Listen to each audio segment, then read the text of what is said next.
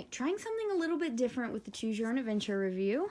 I'm going to read through this book that I will be reviewing, but I'm going to read through it and make choices, and let's try to get a good ending together. I've read this book several times in my life. Look at the terrible shape it's in. This is not the one I've had my whole life. I got it from the Grassroots book sale, but we're going to read our way through The Mystery of Chimney Rock. Warning, do not read this book straight through from beginning to end. These pages contain many different adventures you can go on in Chimney Rock. From time to time, as you read along, you will be asked to make a choice. Your choice may lead to success or disaster. The adventures you take are a result of your choice. You are responsible because you choose. After you make your choice, follow the instructions and see what happens to you next. Remember, you cannot go back. Think carefully before you make a move. One mistake can be your last, or it may lead you to fame and fortune. Vacation is here, and you're visiting your cousins Michael and Jane for a few days at their new home in Connecticut. Soon after you arrive, they take you on a tour of their neighborhood along shady streets lined with cozy houses with neatly trimmed lawns. At the top of a hill, you notice a huge stone house unlike any you've ever seen. It has turrets, walled terraces, and a square tower that looks like a giant chimney. Some of the windows are boarded up and others are hidden by vines and bushes. There's a big dog chained in front of the little cottage nearby, and you ask your cousins if anyone lives in the main house. Chimney Rock? Most people around here wouldn't live there for $1 million, Michael says. It's supposed to be cursed, Jane adds. They say that some people who have gone inside have never been seen again. What happened to them is still a mystery. You see, Michael explains, Mrs. Bigley lived in Chimney Rock alone with her cat for many years. When she died, she left instructions in her will that the cat could live there for the rest of its life. People say that she put a curse on the house so that no one would bother the cat. Haven't the police investigated, you ask? The police never found anyone, only the cat, Michael says. But some people say Mrs. Bigley never died at all, that she's still living there herself. What does the caretaker say, you ask? Oh, he doesn't say anything, Michael replies. Some say he's crazy, and some say he's just mean. But I guess he's afraid of the curse, too, because I hear he won't set foot inside Chimney Rock. You're not kidding, you ask? If you think we're kidding, Michael says, why don't you go inside? You say I'll do it. If you say no thanks, turn to page... Okay, so I'm going to go inside because that's the whole point of these stories. I'll do it, you say. Okay, Michael replies, when are you going? Jane and I will watch you. We'll want to say goodbye to you, Jane says. You take the time to get a flashlight from the house, and then the three of you set off for Chimney Rock. You feel a bit nervous, but it's a beautiful day, and you keep telling yourself there's really nothing to worry about. As you approach, the house looks bleak and forbidding, like some medieval fortress. A dark cloud passes in front of the sun. The wind blows dust in your eyes. You wish you hadn't agreed to go inside, but it's too late to back out now, so while Michael and Jane watch from a distance, you walk around the house and try all of the doors. Every one of them is locked, except for one in the back of the house. You wave to your cousins, open the door, and walk into an entryway that leads into a large kitchen. There are rows of sinks and counters and a huge black oven. The floor is laid with dark red tiles, and many of them chipped or loose. The windows are covered with cloth shades, and you raise one of them to let in more light. On your right is a flight of steps leading from the kitchen upstairs. To the left is a swinging door, which you imagine leads to the dining room. I'm going to go into the dining room. You walk through the swinging door and into an elegant dining room. A splendid crystal chandelier hangs over the long oak table. Double bay windows are partly hidden by dark green satin curtains. A bottle of wine rests on a silver tray on the sideboard. Next to it is a bright green china cat. You sit down at the table and ponder the situation. There's a small brass bell within reach, and on impulse you ring it. Within a few moments, a door you hadn't noticed before opens, and a thin young woman walks in. She's wearing a black dress and a little white hat in the fashion of a maid.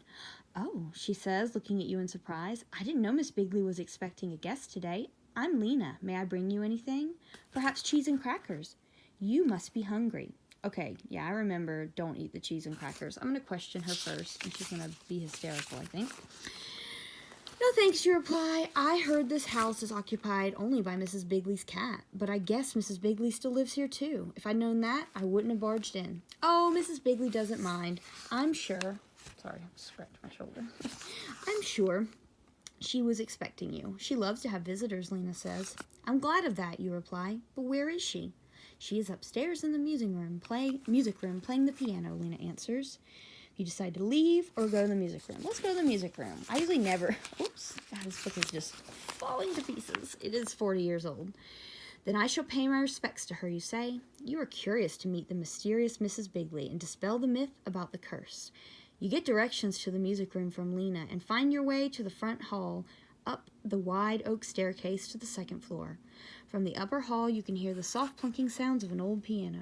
Okay, turn to page 69. As you approach the door to the music room, the sounds change. You hear a jumble of notes as if a small child were banging on the keyboard. You pause a moment. The door is slightly ajar. Instead of knocking, you look through the crack with one eye. In the middle of the room is a grand piano made of ebony and inlaid with gold. A large black cat is walking back and forth on the keys. It must be Melissa.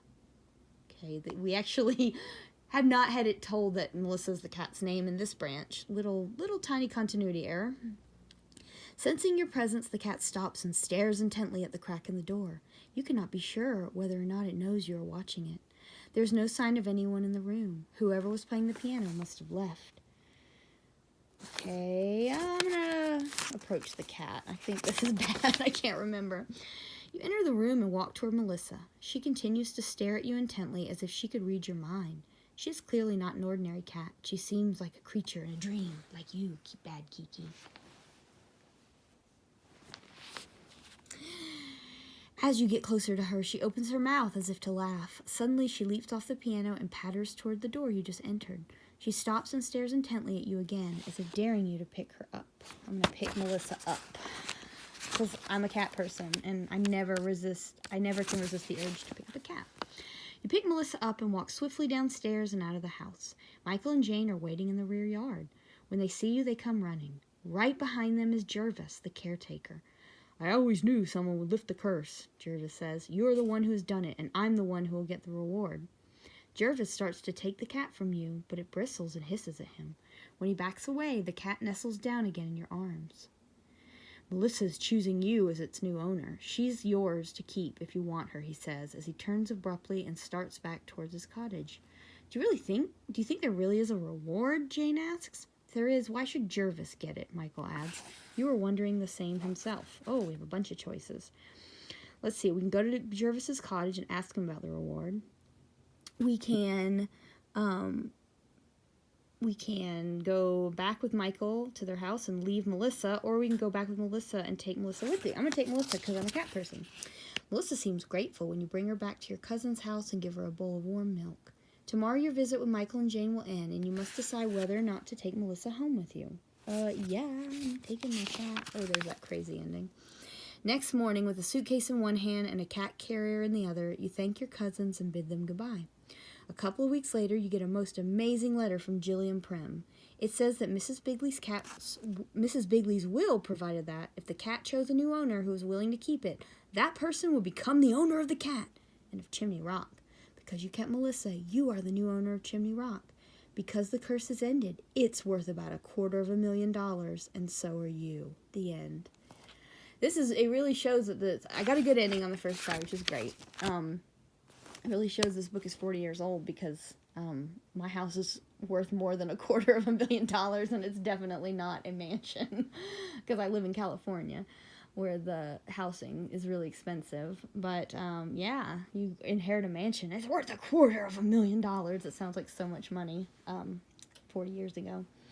Yeah, so there's my good ending. I'll be reviewing it on my podcast, which you can find if you go to Twitter at the CYOA Review, or on Facebook, same handle, or just look it up on podcasts. I'm trying to get it on Apple right now, but it is on Buzzsprout. So I hope you will follow my podcast.